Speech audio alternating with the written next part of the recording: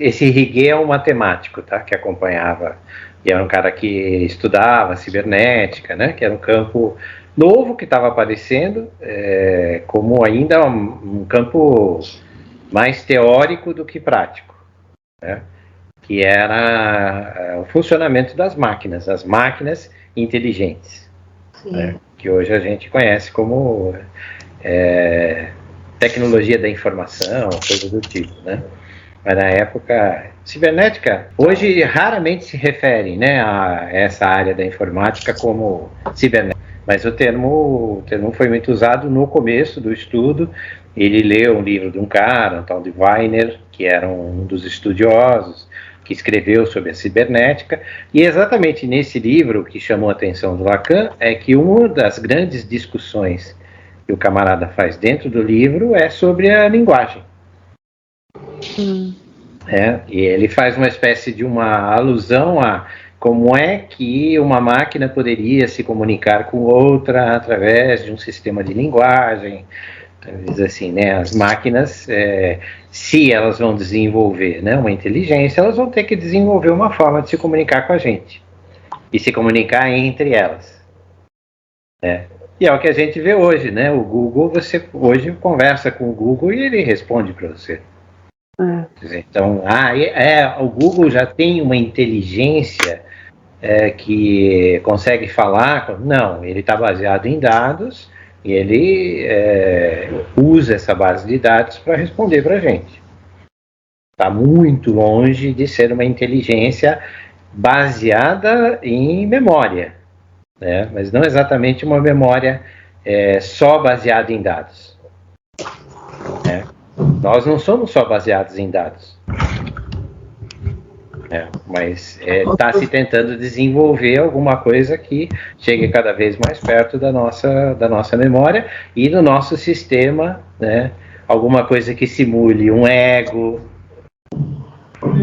Veja, né? Qual é o desenvolvimento da inteligência artificial? É tentar fazer uma máquina que tenha um sistema de funcionamento parecido com o nosso. Esse cara discute nesse livro e ele fala, inclusive, das patologias cibernéticas. É bastante interessante porque ele já diz assim, provavelmente esta máquina, que vai ser um espelho nosso, né, uma cópia nossa, ela também vai ter patologias. Então ele fala assim, nós podemos aprender olhando para essa área de desenvolvimento que é a cibernética, porque ela é, vamos dizer assim, os primórdios de uma inteligência humana.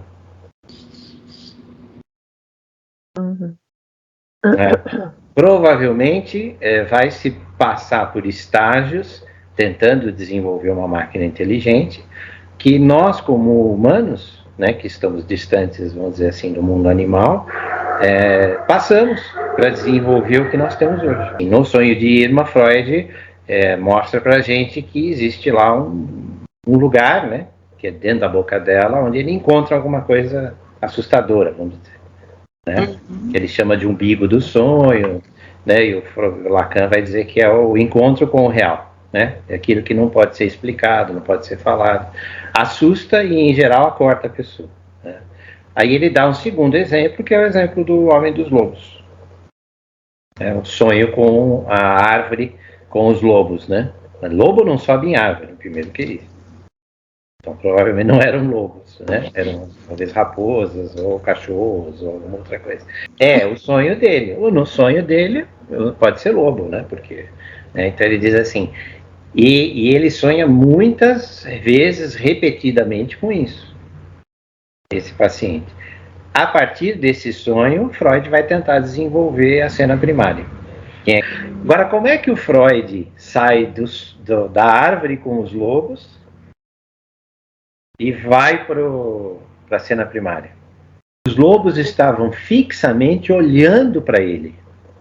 O que para o Freud, e aí é uma dedução do Freud, leva a pensar que ele viu uma cena que marcou muito ele, que colocou ele, vamos dizer assim, em contato com esse real traumático. né, que seria a cena do pai e da mãe tendo relações sexuais, o pai por trás, né, e a mãe de quatro. Então ele diz assim, este momento em que ele olha esta cena está sendo reproduzido no sonho dele com os lobos que olham para ele, tá certo? Ele diz assim, a cena primária que foi vista por ele e o angustiou, ele não sabia o que era aquilo e não entendeu, né? Vai reproduzir ou produzir, na verdade, um sonho de angústia, onde ele está deitado imóvel, a mesma situação que ele estava ao observar os pais, né? Sendo olhado pelos lobos. Estariam ali, de certa forma, de uma maneira ameaçadora. Claro que a gente precisa pensar na época em que ele teve o sonho, né? Ele vivia num lugar onde os lobos eram muito agressivos. E ele dizia assim, os lobos me apavoravam, porque eles olhavam diretamente, eles estavam na árvore, né? E é a questão do olhar. E é o que o Freud viu na garganta da Irma. Também ele olhou a garganta dela para ver alguma coisa. Nós temos uma pulsão do olhar. Hoje, assim, isso, veja, internet, Facebook, Instagram, é olho puro. Mas o histórico posterior do Homem dos Lobos, né, que vocês lembram, ele se torna o homem da psicanálise, basicamente entre terapias e com a ajuda, né, dos psicanalistas, que ele teria desenvolvido uma psicose. E então aqui ele está trazendo uma alusão. Ele não discute mais isso, a gente também não tem mais informação, então, né, é uma hipótese que ele está trazendo. Este real é o que realmente mexeu com essa pessoa, né, esse real traumático. Freud tinha uma questão com as mulheres, né, com a morte também, é um tema muito comum, né, então isso aparece no sonho dele. O Homem dos Lobos, né, viu a cena dos pais, então fica sonhando que está sendo visto pelos outros. Na análise do próprio Freud sobre o sonho, ele fala do rabo, né, porque era um rabo muito diferente, então ele faz uma alusão do rabo e do pênis, né? Depois ele vai falar do W, né? Que é o Wolf, o W, que é a posição em que a mulher estaria de quatro, o pai por trás, né? As pernas formariam uma espécie de um W. E você fala, puta forçação de barra, de um monte de coisa. Por quê? Porque tem alguma coisa aí. E o Freud, o Lacan, né? E nós, como analistas, vamos atrás, que não estão no dia a dia da pessoa. Senão não tem conflito, né? O sujeito do inconsciente com o ego. É isso. É o que ele está dizendo aí. Olha, Bela está sofrendo porque está em conflito. Viu alguma coisa que não deveria ver, né? Não entendia o que era, o sujeito do inconsciente jogou lá no reprimido, e às vezes vai prejudicar, que ele fala da vida instintual, né? Quer dizer, aquela vida que poderia ser naturalmente funcional, não funciona. Que através da palavra, é isso que o Lacan está dizendo aqui, isto vai vir à tona, isto vai aparecer. É isso que apostamos, né?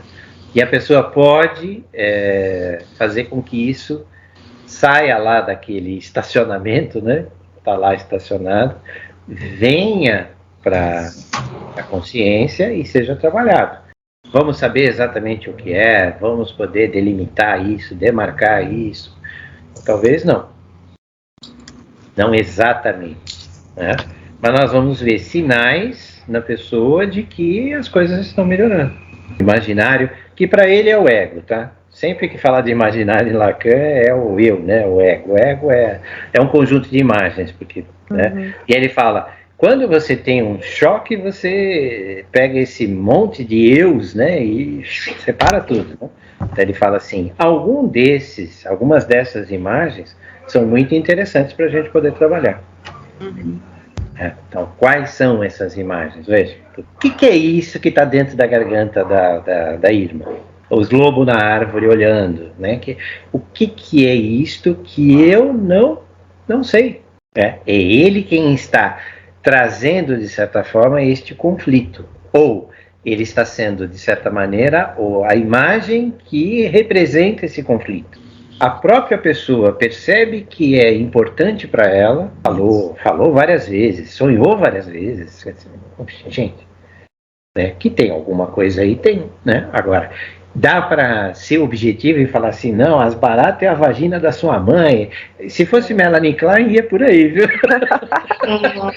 A Melanie Klein já vai direto no objeto, né? Ah, o trenzinho entrando no túnel, o papai entrando na mamãe, já rasga logo uma vez. Não, nós vamos fazer a pessoa falar sobre. É esse trecho que ele está dizendo. Os significantes, veja que é a primeira vez, eu acho que ele fala a palavra significante, ele vai começar a trabalhar, né, a teoria de significante. Ele diz, os significantes vão se apresentar de formas enigmáticas, de certa maneira, né? É isso que ele está dizendo. É este quad que vem que eu não sei o que é.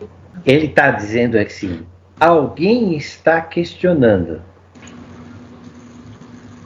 este imaginário. Imagine no sonho. Por exemplo, o sonho de Irma, é o sonho do Freud. E ele diz assim, quem é que está questionando? O Freud, propriamente, é o ego dele, é o imaginário. É alguma coisa que está além do imaginário, ou fora do imaginário. É tudo inconsciente. Este é que nos interroga, especialmente quando nós estamos dormindo, né, e estamos sonhando. Mas ele também nos interroga na hora que nós estamos formando frases. Porque é o sujeito do inconsciente que vem fazer essa montagem do discurso. Tem um outro dentro de mim que me interroga. Nós sabemos disso porque você fica lá. Será que eu faço isso? Será que eu não faço? Vocês não têm isso? Né? Eu estou com vontade de fazer, mas não sei se eu faço.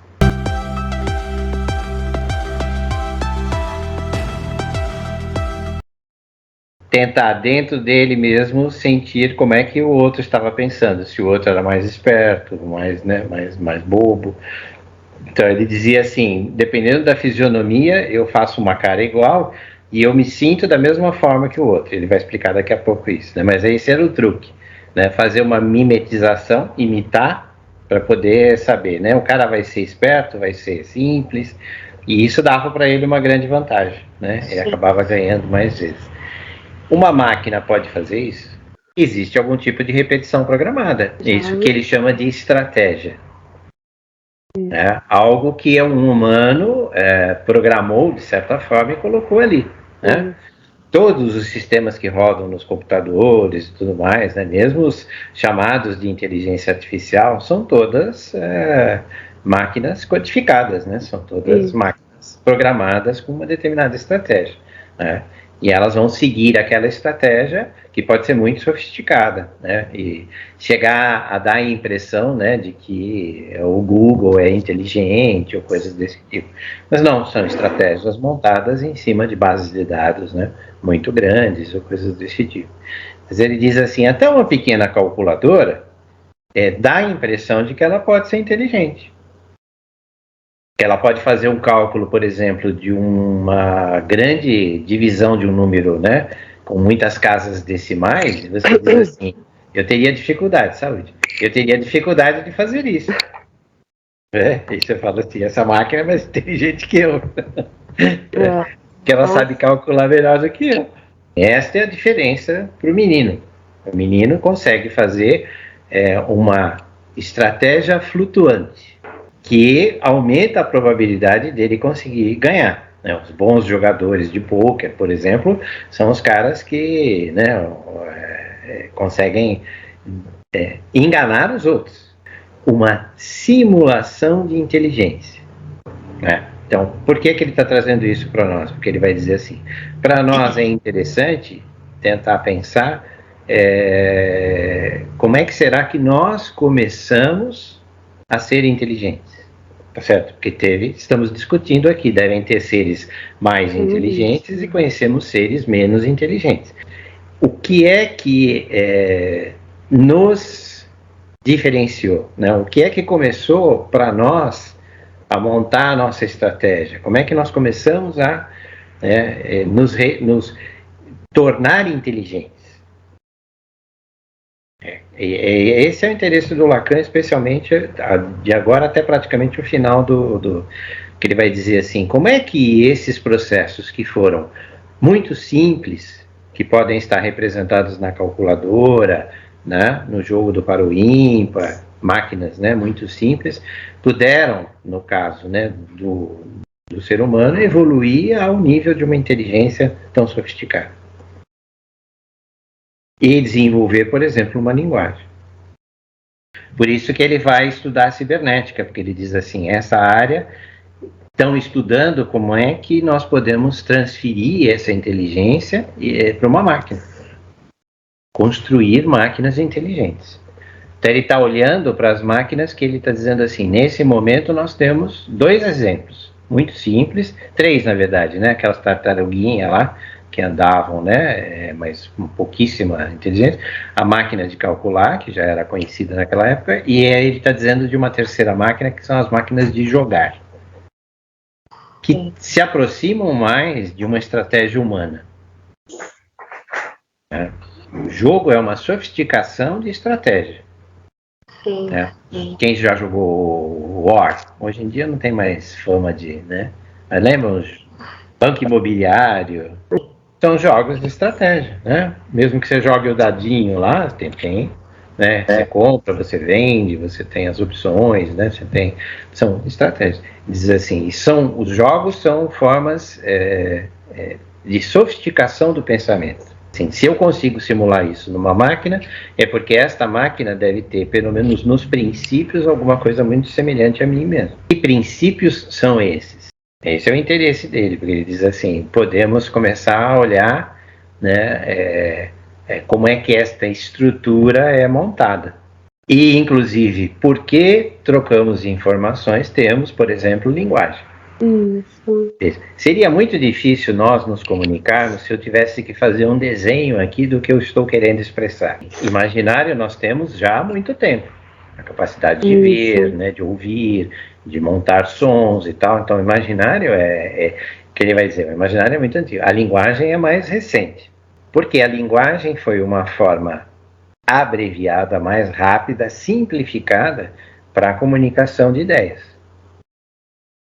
Senão eu teria que ficar desenhando, né? Imagine, uma aula dessa duraria, sei lá, 10 anos, né? Que a gente faz em 2 horas. Cada ideia que eu tivesse, eu teria que fazer um desenho. Eu teria que ter a capacidade telepática, talvez, de transmitir, né, as minhas imagens para vocês. Se eu fico num nível de intersubjetividade, que é o quê? Eu preciso interpretar o outro, eu estou trabalhando no nível imaginário, porque eu preciso da imagem do rosto e das expressões do outro. Assim, há um trabalho de linguagem, mas ele é menos importante do que o trabalho de imagem, né? Quando é um jogador humano jogando com o outro.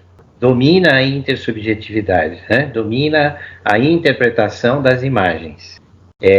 No caso, quando você vai jogar com a máquina, que é o que interessa para ele, isso sai fora, porque a máquina não faz caras e bocas. Ele diz assim, se nós queremos fazer uma experiência no nível simbólico, é mais interessante pensar na experiência de jogar com a máquina. A máquina, inclusive, também não tem a capacidade de fazer uma leitura da minha fisionomia. Essa é a experiência que nos interessa, porque a intersubjetividade cai fora, porque não tem imaginário. Certo? Fica sem imagem. Então fica pura estratégia. Fica puro simbólico, pura linguagem. Certo? Tem uma regra, ele segue aquela regra, no caso da máquina, e o humano se vira com o que ele tem. Mas vai estar mais baseado, muito provavelmente, numa estratégia que não tem a ver com as imagens, porque ele não pode contar com isso jogando com a máquina. Bastam 2 variáveis para você combiná-las, né, numa estratégia para ficar uma coisa impossível de você adivinhar. Sim. É isso que chama a atenção dele, porque ele fala assim, com ligado e desligado, Veja, que é isso que funciona no nosso cérebro, é igual ao computador, bit 0, bit 1, ligado e desligado. Na nossa sinapse passa, não passa. Sim. Sinal passa, sinal não passa. Nós só temos, nosso sistema processador é isso. E olha tudo que a gente consegue fazer com isso.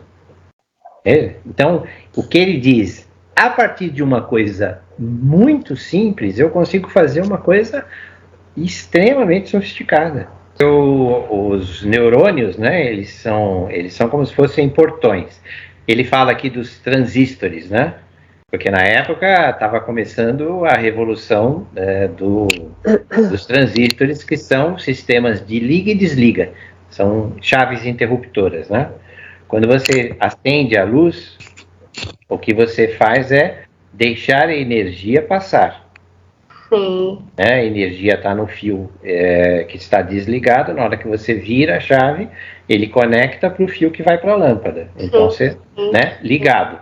Ligado. Quando você desliga, desligado. Isso é a base do nosso cérebro. A sinapse, a energia vai fluir para o outro neurônio ou ela vai ficar impedida. E o nosso desenvolvimento foi um desenvolvimento baseado na capacidade de interagir com o outro. Nós nunca fomos separados do outro. E nós só nos desenvolvemos exatamente porque tem um outro. Muito besta, você olha e fala assim, mas isso é óbvio. Não é tão óbvio assim.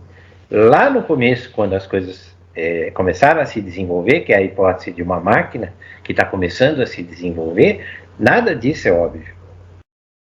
No entanto, se esta teoria está certa, não há como você dizer assim, eu sou um ser separado dos outros. Eu me crio sozinho. Isso. Eu tenho meu próprio mundo. Eu vivo a minha própria vida. E chegaram até a encontrar crianças, né, que viveram na selva e não desenvolveram e nunca se desenvolveram. E não há como se desenvolver, porque elas não interagiram nesse nível com o outro que tinha linguagem.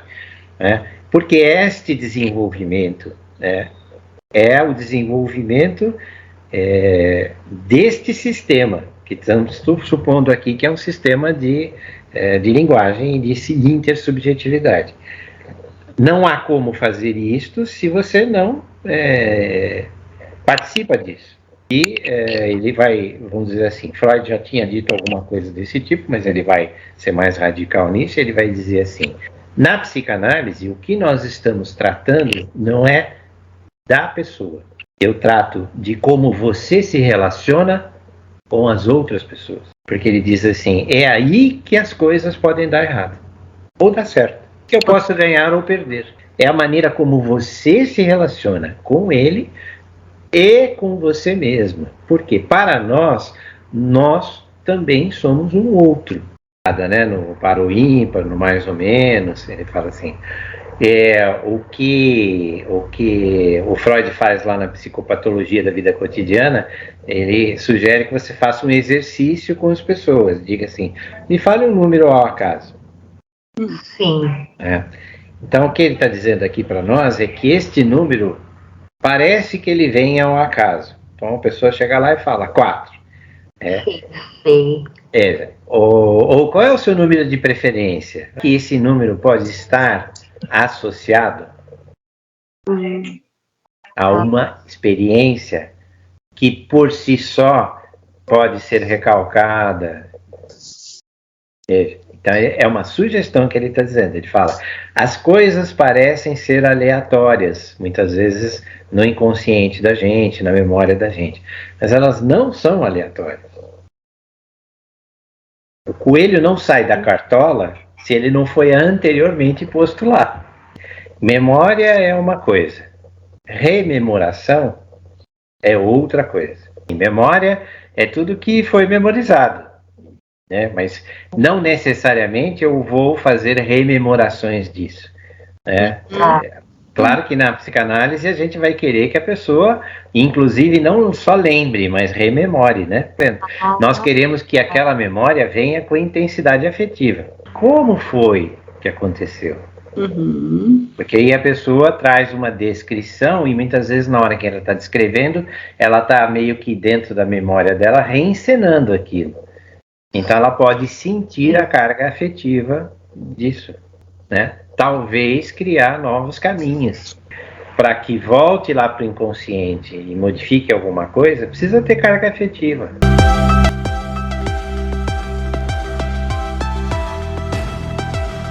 A gente vai perdendo. Ele está contando, ele está descrevendo para nós o conto da carta roubada, do Edgar Allan Poe. Que é o mesmo truque que a rainha tenta usar quando ela tenta esconder a carta. Ela recebe a carta e o rei está por ali e o ministro está por ali também. E aí, que é o começo do conto, né? Então ela joga a carta em cima da mesa como se fosse uma carta qualquer. Mas o ministro, que é espertalhão, né, que ele chama de poeta, diz que ele percebe que aquela carta tinha algum valor, tinha alguma importância. Pode ser que ele reconhece a letra de quem escreveu a carta para a rainha. Nós não sabemos, inclusive, quem é, e também não vamos saber o conteúdo da carta. Mas, muito provavelmente, talvez um amante, alguma trama, né, contra o rei, alguma coisa estava rolando ali. O ministro, né, ela tenta esconder a carta do rei. Sim. Dando um perdido, né? Dando um disfarce. Joga a carta como se fosse uma qualquer. Sim. Aí o ministro percebe. Ele faz o quê? A mesma jogada que ela faz. Porque ele tira de uma outra carta, joga aquela carta para poder pegar a que interessa para ele. Sim. De novo, é feito o quê? Um perdido, um esconde. E simplesmente ele chegar e catar a carta e querer sair andando, ia dar problema. Ele também não queria que o rei percebesse que ele estava fazendo um furto da carta. A rainha, claro que ia perceber, mas ela estava implicada, então ela tinha que ficar quieta. Sim. Né? O que chama a atenção desse conto é o que é que eu não sei sobre mim mesmo. Nós temos muitas cartas no nosso inconsciente que nós não conhecemos o conteúdo. No entanto, muitas vezes as outras pessoas, né, se elas fossem atentas, elas perceberiam. E precisa ser alguém que tem uma atenção especial para esses detalhes, que ele vai dizer assim, vocês analistas já deveriam saber do que nós estávamos falando. Porque a polícia, que tem uma outra forma de trabalhar, que é uma forma investigativa, não achou. O tal do Dupin, que é uma espécie de um Sherlock Holmes, né?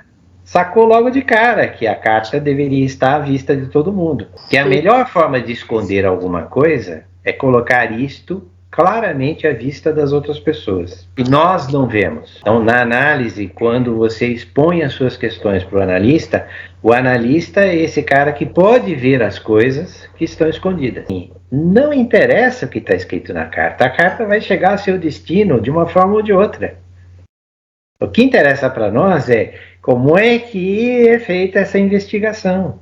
Um era poeta, que era o ministro, e ele falou, e veio o poeta do poeta, né? Que foi o Dupin, que deu um baile no ministro. Porque para pegar a tal da carta, ele entra no escritório do ministro, mas ele já tinha combinado com a polícia de fazer uma espécie de um acidente fora, né? Ele quer entrar, ele leva uma carta parecida, o Dupin, ele entra no gabinete do ministro, ele já saca, a primeira visita que ele faz, ele não consegue pegar a carta, mas ele saca que o ministro olha para a carta. Essa é a carta. Aí ele pega e vai embora. E volta num outro dia, só que ele já vem com uma carta falsa e ele vem combinado para a polícia fazer uma espécie de uma barulheira lá fora. Você vai para a janela olhar e aí ele faz a troca. Todas as trocas da carta são trocas ocultas. Para o Lacan é exatamente isso que acontece no inconsciente. Nós vamos trocando uma coisa pela outra e não vamos percebendo. Ele está trocando uma bola, né, com o Manoni. O Manoni é sempre crítico, né, em relação ao que ele fala, né? Então ele, você está tentando tirar a intersubjetividade. mas ela sai por uma porta e entra pela outra, né? Ele fala assim, não estou tentando tirar, né? Não dá para tirar. Né? É uma coisa que acontece naturalmente. Ele falou assim, o que eu estou tentando, né, é ver o que é que tem por trás disso. Qual é a máquina, qual é a sistemática que funciona atrás da minha subjetividade. Essa é a questão do Lacan, só que o Maroni não entendeu, ele fica nos detalhes e tal, naquela coisa. O Lacan está interessado nisso que está por trás. Quais são as leis que regem, né, a intersubjetividade? Quais são as leis que regem a repetição? Todo montado em cima do mais além do princípio do prazer. O principal conceito dentro do mais além do princípio do prazer é por que repetimos aquilo que nos prejudica. Esse é o momento em que ele põe eles para jogar. Os caras ficaram jogando para o ímpar lá e anotando os resultados. E o Lacan leva essas folhas e faz uma compilação. E aí nós vamos ver no próximo, né, que é depois das férias, ele volta e vai fazer e vai mostrar a tabulação de dados que ele obtém. Porque o que ele quer, né? Ele fala para eles jogarem ao acaso, né? Jogar ao acaso, sem nenhum controle, né? Vai trocando de par para ímpar conforme o seu gosto, na forma como você quiser. Que o Manoni até falou, quando eu joguei assim eu ganhei mais do que quando eu tentei gerar uma regra. Qual é o interesse dele aqui, né? Como é que será que a linguagem aparece? Como é que nós começamos a falar? Se a linguagem é a nossa chave de trabalho, seria muito interessante saber, né, como é que ela surge.